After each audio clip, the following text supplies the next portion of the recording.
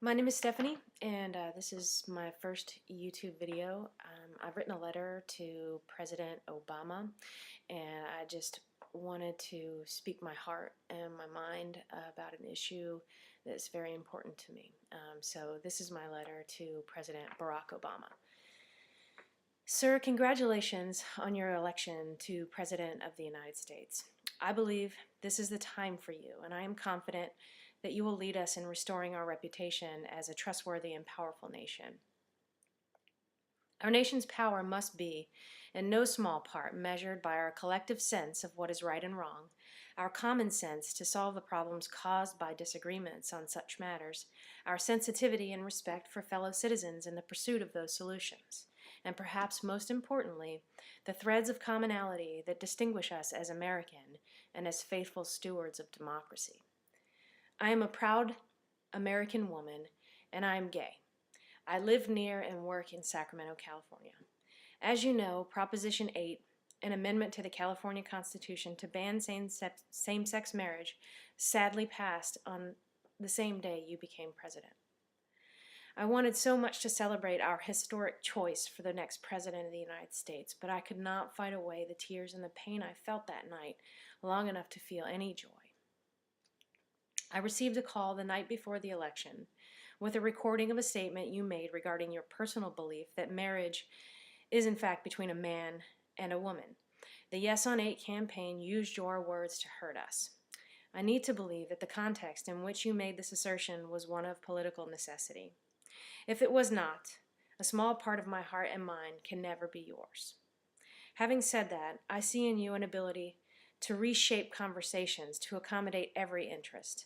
I imagine you stepping into the middle of a fight between two young men and instantly convincing both of your authority and that clashes of a violent sort do not solve systemic problems. You recognize that we can and we must converse respectfully with one another to compromise about the most painful and divisive issues. I am pleading with you to help change the pervasive and hateful discourse from which cruel judgments are frequently handed down from those who know nothing of us. Their mouths are spitting at us that we are unnatural, immoral, perverse, that we are an offense to God Himself. Feeling crushed and defeated, I fall into my mother's arms, crying. I need not ask her to protect me. She is a lioness ready to thrash anyone who comes near me.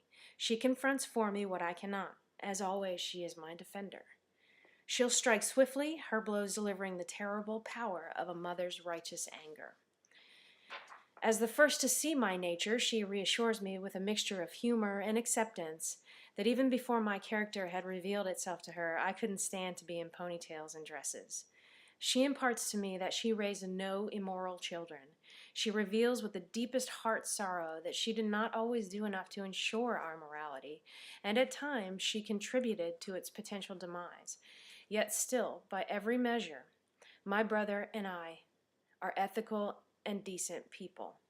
And now, to the odious notion that I am an offense to God, she speaks clearly, fiercely, and from her heart. My children are most certainly under the divine protection of my Almighty God, as they are alive and well today despite the many destructive circumstances of their lives. She wipes away my tears and promises that I am no more an offense to God than I am to her, and to her I am not at all. A very good friend of mine most observably noted that our community is unique and that there is no human subgroup or culture on this planet to which we do not belong. We are black, white, Asian, Latino, and without marginalizing anyone, every other culture and race in between.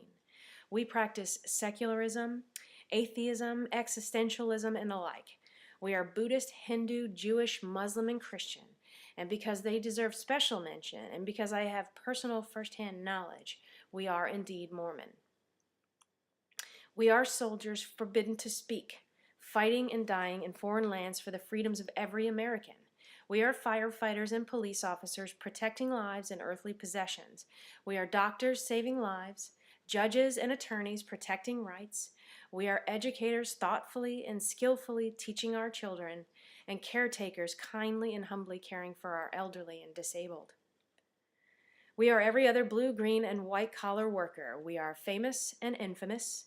We are the old and the young, the women and the men. We are mothers and fathers, sons and daughters, sisters and brothers, extended family and best friends. We are intrinsic to this nation's fabric and foundation. We are, in essence, we the people.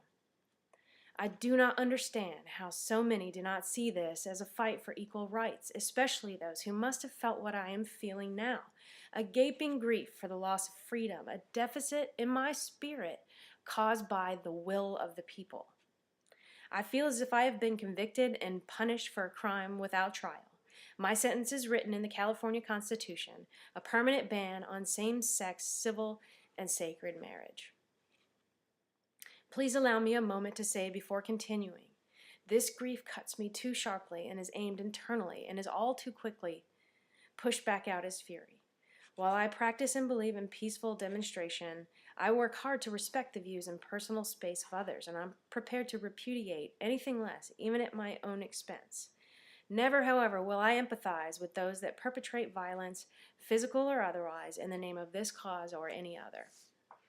Please ask the folks that voted yes on Proposition 8 to imagine for a moment their outrage if the gay community inserted itself in this way into their lives.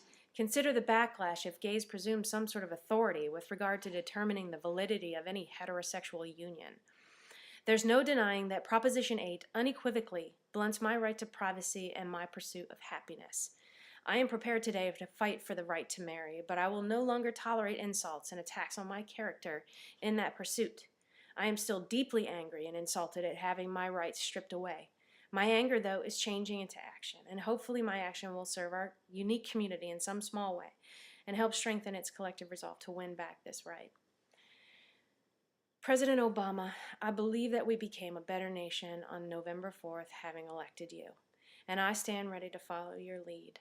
It is not unknown to me that we face enormous challenges to which you will have to devote much of your time, experience, and anticipated attributes. I respectfully request, however, that as you leverage the many extraordinary principles of our nation against the many extraordinary challenges facing us, please be reminded that our Pledge of Allegiance, a pledge Americans make even before they understand what it means, ends with liberty and justice for all, and so must this fight. Thank you.